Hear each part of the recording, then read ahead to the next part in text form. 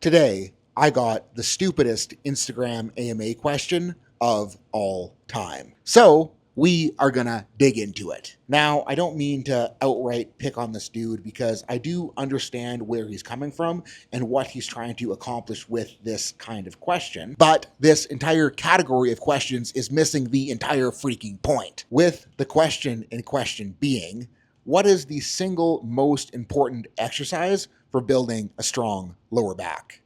The problem I have with this question, with this category of question, this kind of question, is I can't answer this question the way that you want it answered without doing you a giant disservice. Because depending on how good of shape your low back is in, what your low back is currently capable of handling, and what you're even training your low back for in the first place. Even if I have the answers to all of those questions and the perfect context around why you're training your low back, there is still a massive freaking problem because the best low back exercise for you today might not be the best low back exercise for you to do a year down the road. Because if you run that same exercise for a year straight, you're gonna get really freaking good at it and you might need to progress to something more challenging. Or maybe your low back gets so strong that you'll be better off shifting your training priorities to something else altogether. And the same thing goes for every question that's like best program, best frequency, best diet, best way to do cardio. Without context, I can't give you a great answer. And how I usually try to answer these questions is by getting folks to think about their current context.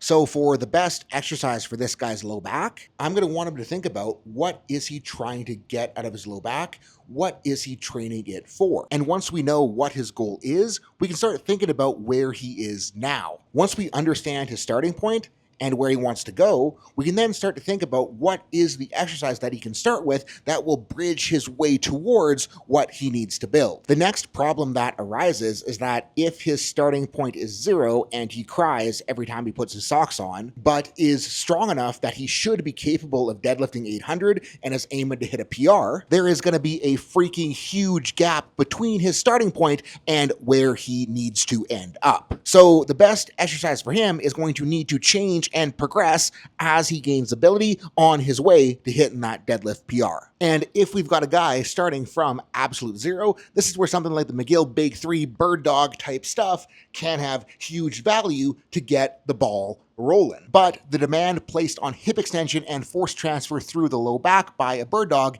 is so freaking far away from an 800-pound deadlift that we're going to need to figure out some more steps along the way. One step up from that bird dog, giving us some load to actually extend the hip against, is going to be a single leg glute bridge, with the best part being that as he gets stronger, he can add load on the hip. To progress that single glute bridge closer to a deadlift, we can start thinking about exploring a single leg RDL, making sure to hold on to balance if you need it so that we're not limited by our ability to stand on one leg. And once body weight feels at least half decent, grab onto a kettlebell or dumbbell so we can start making that butt cheek strong and get better at transferring force through the low back as we do it. And right about now, you're probably thinking, but Seth, none of those are actually controlling flexion and extension at the lumbar spine. And you would be correct with that, which is why at some point along the line, we're going to want to introduce a very deliberately controlled, actively contracted cat-cow so we can gain back some control of the lumbar spine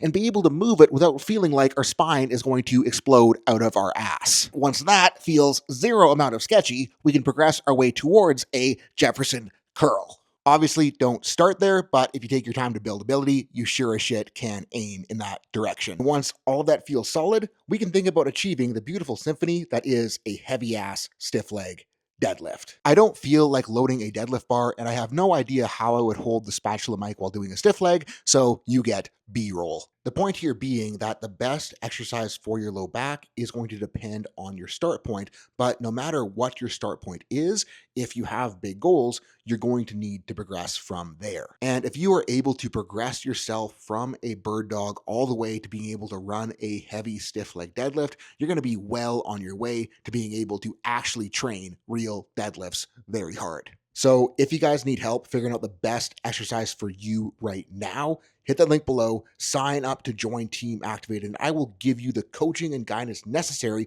for you to learn how to think about your situation and apply context to give you the best answer for you and how to progress it as you go. Also, we're giving away a free bottle of Zone Original Smelling Salts to everyone who signs up through the month of November.